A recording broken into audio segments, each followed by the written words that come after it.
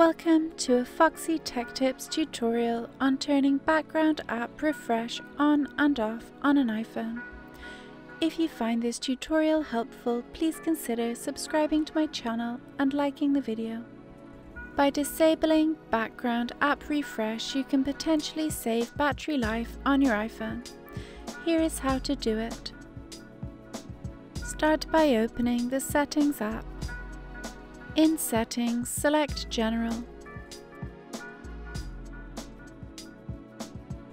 In General, select Background App Refresh.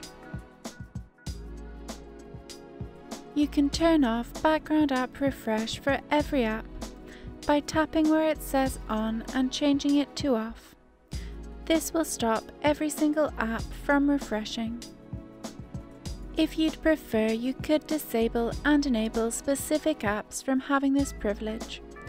For example, you could just enable it on the apps that are most important to you. And that draws an end to this tutorial.